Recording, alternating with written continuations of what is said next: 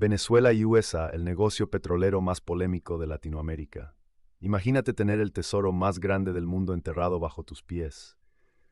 Hablamos de más petróleo que Arabia Saudita, más que Irak, más que Irán, las reservas probadas más grandes del planeta. Y aún así, ese país no puede encender sus propias refinerías. Su producción cayó al nivel más bajo en 77 años.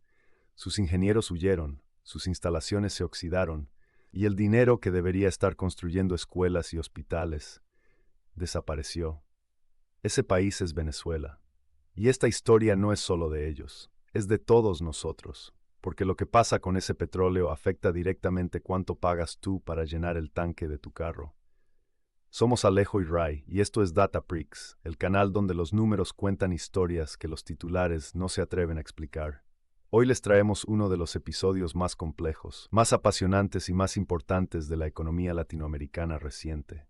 La historia de cómo Venezuela, el país con las mayores reservas de petróleo del mundo, destruyó su propia industria petrolera, y cómo esa destrucción involucra corrupción masiva, geopolítica entre Caracas y Washington, sanciones que aplastaron una economía entera, petroleras rusas que llenaron el vacío que dejaron las americanas. Y ahora, en enero de 2026, un momento bisagra que podría cambiarlo todo. Vamos a hablar de PDVSA, la petrolera estatal venezolana que cumplió 50 años de historia y que pasó de ser una joya industrial a un ejemplo de libro de texto sobre cómo no gestionar una empresa pública. De Chevron y ExxonMobil que estuvieron, se fueron y ahora vuelven a mirar con interés. De Rosneft, la petrolera rusa que aprovechó el caos. Y de la gran pregunta que todos en el mercado energético global se están haciendo ahora mismo. Quédense, esto se pone bueno. Para entender lo que pasó, hay que volver al origen. Venezuela no siempre fue el desastre que ves en las noticias. En los años 70, este país era la envidia de América Latina. Tenía una clase media sólida, infraestructura moderna y una moneda que valía. El bolívar venezolano era tan fuerte que el venezolano promedio viajaba a Miami a hacer compras. A eso le llamaban el Dame Dos, porque compraban todo por duplicado. La razón de ese boom, una sola palabra, petróleo. En 1976, Venezuela nacionalizó su industria petrolera y creó PDVSA, Petróleos de Venezuela S.A. Y durante sus primeras 2 décadas, PDVSA fue, genuinamente, una de las empresas más profesionales y respetadas del sector energético mundial. No exageramos, tenía ingenieros formados en las mejores universidades, partnerships con Shell, con ExxonMobil, con Chevron, tecnología de punta, procesos de gestión que cualquier multinacional hubiera envidiado. Aquí hay un dato que poca gente conoce. En los años 90, Venezuela llegó a producir más de 3 millones de barriles de petróleo por día. 3 millones. Diarios. Para que tengan referencia, eso es más de lo que producen hoy Colombia, Ecuador y Perú, juntos. Venezuela era, en todo el sentido de la palabra, una potencia petrolera. Entonces, ¿qué diablos pasó? Lo que pasó tiene un nombre, y ese nombre es la politización total de una empresa que debía ser técnica. Cuando Hugo Chávez llega al poder en 1999, uno de sus primeros movimientos estratégicos fue convertir a PDVSA en el banco de financiamiento de su proyecto político. Los ingresos petroleros dejaron de reinvertirse en la empresa y empezaron a fluir hacia programas sociales, subsidios y, seamos honestos, hacia las redes de lealtad política que mantienen a cualquier gobierno en el poder. No decimos que los programas sociales sean malos. Decimos que cuando dejas de invertir en el mantenimiento de una refinería para financiar otra cosa, esa refinería eventualmente deja de funcionar. El punto de quiebre llegó en 2002 y 2003, cuando los trabajadores de PDVSA, gerentes, ingenieros técnicos especializados, declararon una huelga masiva en protesta contra la gestión chavista. La respuesta del gobierno fue despedir a más de 18,000 empleados. 18,000.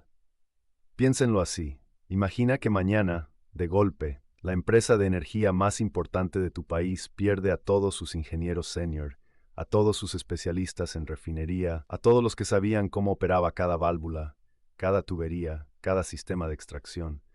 Ese conocimiento no se reemplaza en un año, ni en 5.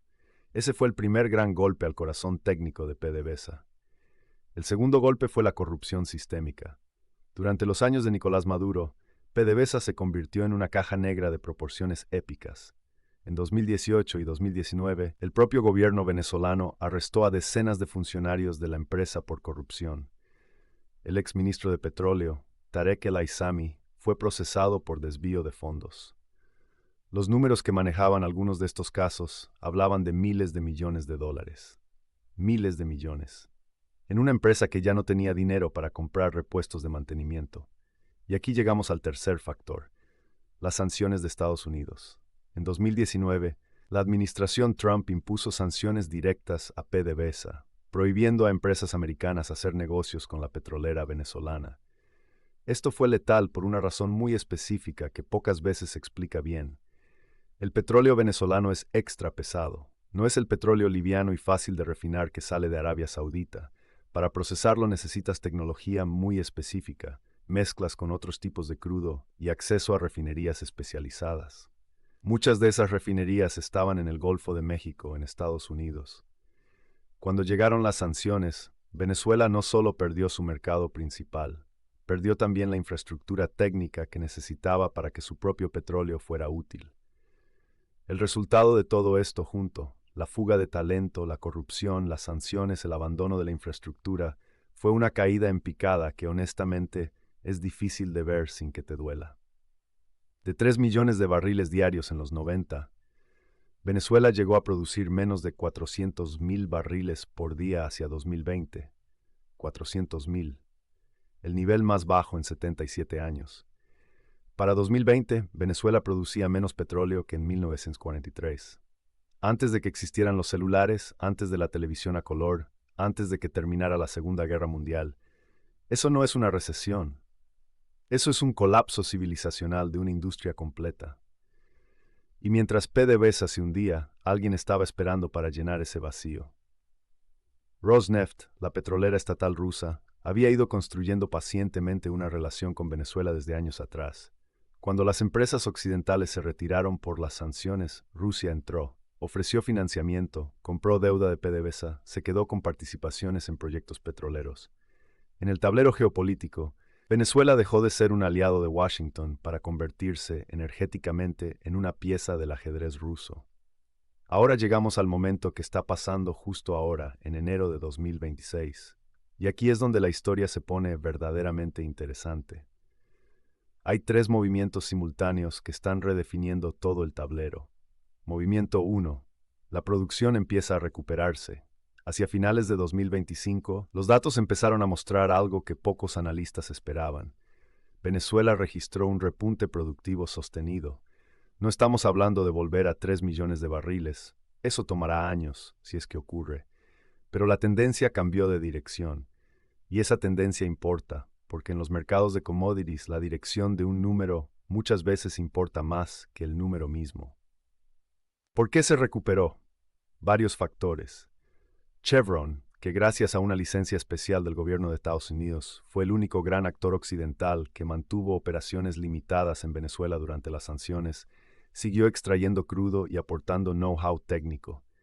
Empresas menores, algunas europeas, algunas asiáticas, encontraron formas de operar en los márgenes del sistema de sanciones. Y el propio gobierno venezolano, enfrentando una presión interna brutal, tuvo que ceder algo de control operativo a actores externos simplemente para que las cosas siguieran funcionando. Movimiento 2. La captura de Maduro y la gran incógnita política. Las fuentes de enero de 2026 ya hablan de Maduro en pasado, como un capítulo cerrado del poder ejecutivo venezolano. Y esto abre una pregunta que nadie en el mercado petrolero global sabe responder todavía. ¿Cómo se reconstruye un gobierno venezolano post-Maduro? Porque de esa respuesta depende todo lo demás. Si Venezuela logra armar una transición ordenada, con instituciones funcionales y compromisos creíbles de transparencia, el escenario es este. Washington podría levantar las sanciones. Y si Washington levanta las sanciones, el crudo venezolano vuelve al mercado global en volúmenes significativos. ¿Qué significa eso para los precios del petróleo? Que bajan, que hay más oferta, y que cuando el petróleo baja, todo lo que depende del petróleo, que es casi todo, también baja. Transporte, logística, plásticos, fertilizantes, gasolina para tu carro. Pero, y este es un pero enorme, También hay otro escenario. Trump y su equipo podrían decidir usar el petróleo venezolano como palanca de negociación política. No levantar las sanciones de golpe, sino dosificarlas según el comportamiento del nuevo gobierno venezolano. Usarlas como zanahoria y como garrote al mismo tiempo. En ese caso, la incertidumbre se mantiene, los precios siguen volátiles y Venezuela sigue siendo un comodín geopolítico antes que un productor confiable. Movimiento 3. Las petroleras internacionales están mirando. ExxonMobil, que se fue de Venezuela hace más de una década después de una disputa de expropiación con el gobierno de Chávez, está en modo de análisis activo. Chevron ya está adentro, aunque de forma limitada. Y en los pasillos de las grandes conferencias de energía en Houston y en Londres, el tema Venezuela pasó de ser una anécdota triste a ser una oportunidad de negocio de largo plazo. ¿Por qué? Por las reservas. Veamos este número con calma. Venezuela tiene aproximadamente 303.000 millones de barriles en reservas probadas de petróleo. Para comparar, Arabia Saudita tiene alrededor de 267.000 millones. Venezuela es el número 1, el más grande, el que tiene más petróleo que nadie en el planeta. Y ese petróleo no desapareció. Sigue ahí, bajo la tierra, esperando. Cualquier empresa que logre posicionarse bien en Venezuela durante esta transición no está comprando un activo de corto plazo, está comprando décadas de producción potencial. Ahora bien, dentro de la OPEP, la Organización de Países Exportadores de Petróleo, de la que Venezuela es miembro fundador, esta situación también es un tema delicado. Durante años, Venezuela tuvo cuotas de producción asignadas que simplemente no podía cumplir. Era el miembro más grande en reservas, pero uno de los más pequeños en producción real. Si Venezuela regresa como productor serio, el balance de poder dentro de la OPEP cambia. Y cuando la OPEP cambia, los precios del petróleo a nivel global cambian con ella. Bien, hemos visto la historia completa. Ahora vamos a lo que más nos importa en DataPrix. ¿Qué aprendemos de esto? Lección 1. El recurso natural no es la riqueza. La institución que lo gestiona es la riqueza. Venezuela tiene el petróleo más abundante del mundo y aún así es uno de los países con mayor crisis humanitaria del continente. ¿Por qué? Porque una reserva natural, sin una institución competente, técnica y libre de corrupción que la administre, no vale nada. Esto aplica para países, pero también para empresas y para personas. No importa cuánto talento tengas, cuántas oportunidades tengas o cuánto capital tengas. Si la estructura que administra ese recurso está rota, si hay desorden, corrupción o mala gestión, el recurso se desperdicia. PDVSA no colapsó porque el petróleo se acabó, colapsó porque la institución falló. Lección 2. En economía global, ninguna crisis es ajena. Mucha gente en Lima, en Bogotá, en Ciudad de México, mira a Venezuela y piensa eso está lejos, no me afecta. Pero cuando Venezuela colapsa su producción, hay menos oferta de petróleo en el mercado global. Y menos oferta significa precios más altos. Y precios más altos en el petróleo significan más caros los fletes, más cara la gasolina, más cara la canasta básica. El precio que pagas en la bomba de combustible de tu ciudad tiene algo que ver con lo que pasa en Maracaibo. Entender esas conexiones te permite anticiparte mejor, tomar mejores decisiones de inversión y no sorprenderte cuando sube el precio del gas. Lección 3. Las sanciones económicas son un arma de doble filo. Este es el punto más complejo y más importante. Las sanciones de Estados Unidos a Venezuela buscaban presionar a un régimen autoritario, y en términos geopolíticos tienen una lógica.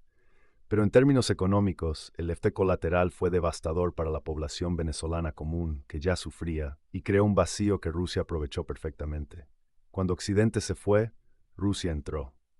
Cuando las empresas americanas se retiraron, Rosneft avanzó. Las sanciones como herramienta política funcionan mejor cuando van acompañadas de una estrategia clara de para qué sirven y qué pasa después. Usar el petróleo como arma política tiene costos que no siempre se cuentan en los titulares, y esos costos inevitablemente los pagan los ciudadanos de a pie. Venezuela tiene el petróleo. Ahora necesita reconstruir las instituciones que lo puedan convertir en prosperidad real, y el mundo está mirando, porque lo que pase en Caracas en los próximos meses va a impactar los precios del combustible, la geopolítica regional y las carteras de inversión en todo el continente. Somos Alejo y Ray. Si este análisis te hizo pensar, te pedimos que lo compartas con alguien que necesite entender cómo funciona el mundo real detrás de las noticias. Suscríbete a DataPrix para no perderte el próximo episodio. Y cuéntanos en los comentarios, ¿crees que Washington debería levantar las sanciones a Venezuela si hay una transición democrática real? Los números no mienten. Las decisiones que toman los gobiernos, sí. Hasta la próxima.